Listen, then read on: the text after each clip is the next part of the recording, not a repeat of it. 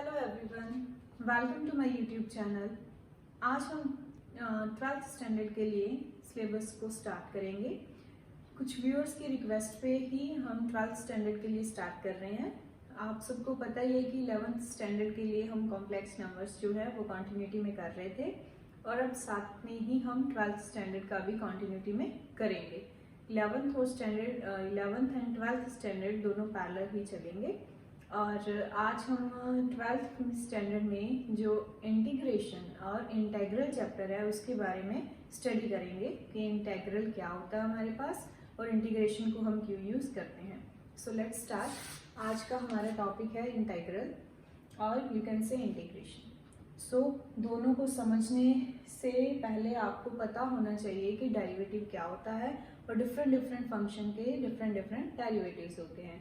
I hope आपको derivative के बारे में पता होगा, बिकॉज इंटीग्रेशन जो है वो क्या है, इनवर्स प्रोसेस ऑफ डिफरेंशिएशन। जो डेरिवेटिव है उसका इनवर्स प्रोसेस है। तो अगर आपको डेरिवेटिव पता होगा तभी आप उसका इनवर्स जो है वो फाइंड आउट कर पाओगे। सो अगर आपने अभी तक डेरिवेटिव के बारे में कुछ नहीं पढ़ा हुआ तो पहले आप डेरिवेटिव के बारे में स्टडी करिए, उसके बाद इंटीग्रेशन को अच्छे से कवर अप कर पाओगे आप। So integration is the inverse process of differentiation. Mean to say, अगर आपके पास कोई भी फंक्शन है, suppose y is equal to sin x, और उस फंक्शन का आप क्या कर रहे हो, derivative find out dy by dx, और derivative of y with respect to change x is equal to cos x।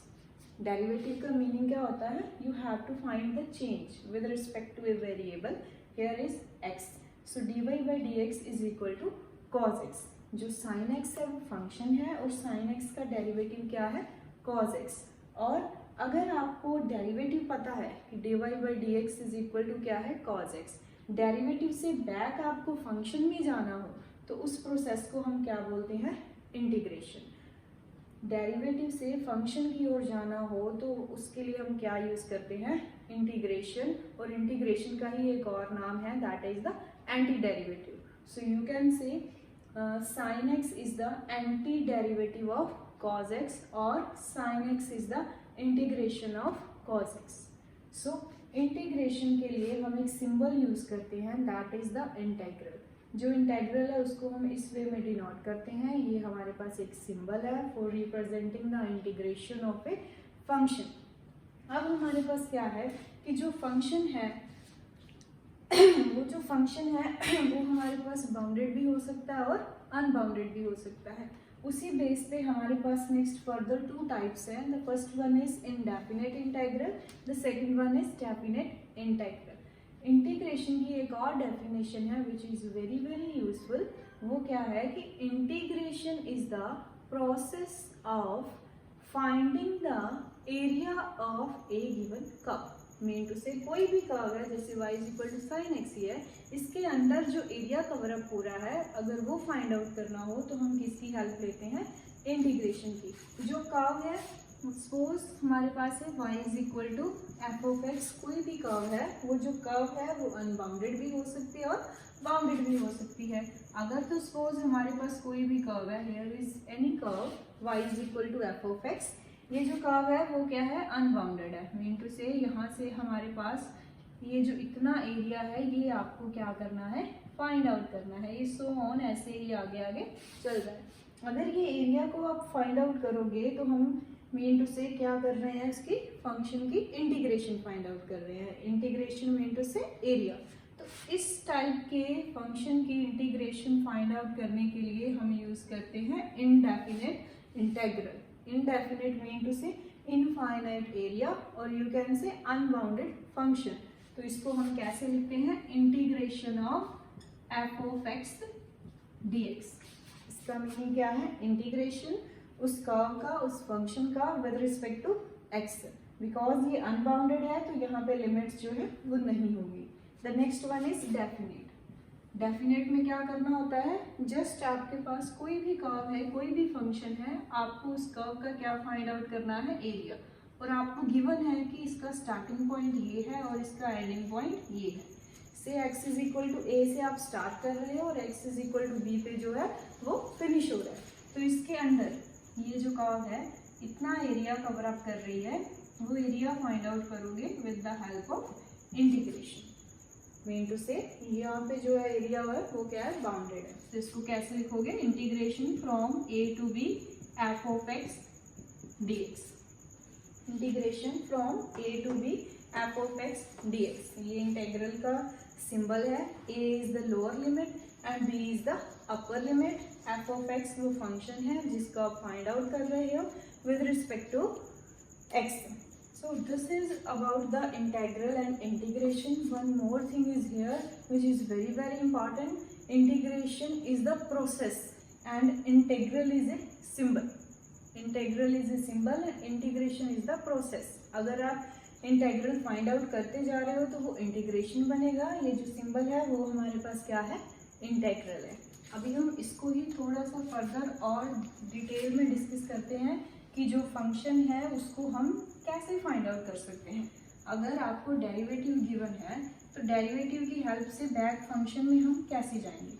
Suppose अभी हमने यही डिस्कस किया था कि y is equal to sine x जो है वो कोई कर्व है, कोई फंक्शन है और उसका डेरिवेटिव क्या है, cos x।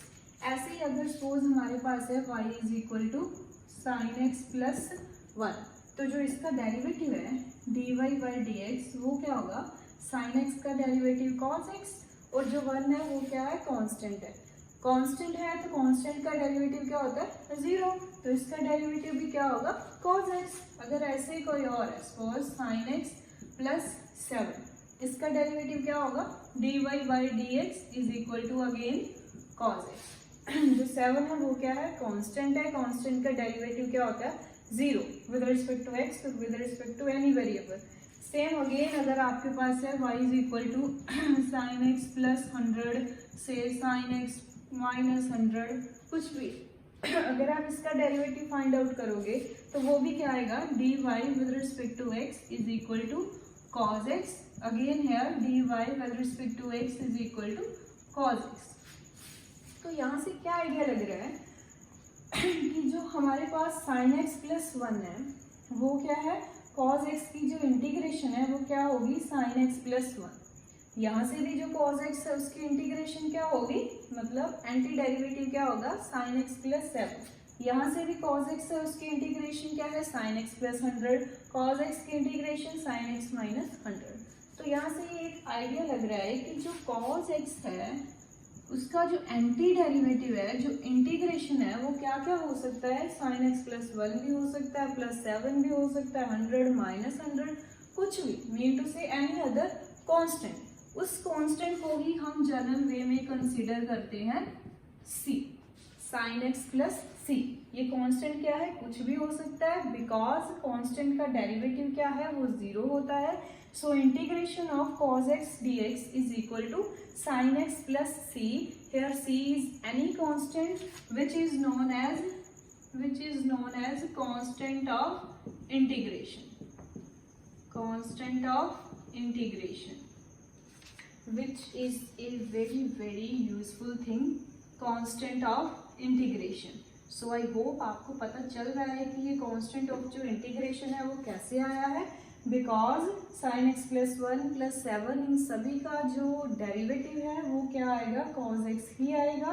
इस कांस्टेंट से हमें कुछ भी फर्क नहीं पड़ रहा बिकॉज कांस्टेंट का डेरिवेटिव क्या होता है, 0। तो अगर हम रिवर्स प्रोसेस में जाएंगे, इंटीग्रेशन ले रहे हैं तो cos x की इंटीग्रेशन ये भी हो सकती है, cos x की ये भी हो सकती है, ये भी और ये भी। तो इनको जनरल वे में हमने क्या लिखा कि integration of cos x dx is equal to sin x plus c where c is the constant of integration। So एक बात यहाँ पे ध्यान देने वाली है कि जो इनडेफिनेट इंटेग्रल था उसमें कांस्टेंट ऑफ इंटीग्रेशन हम ऐड करेंगे, but for definite constant of integration add नहीं होता बिकॉज उस केस में जो हमारे पास एरिया है वो क्या हो जाता है, बाउंडेड हो जाता है, तो वो कांस्टेंट नहीं होगा। सो आज ये बेसिक हमने इंटेग्रल और इंटीग्रेशन के बारे में डिस्कस किया था।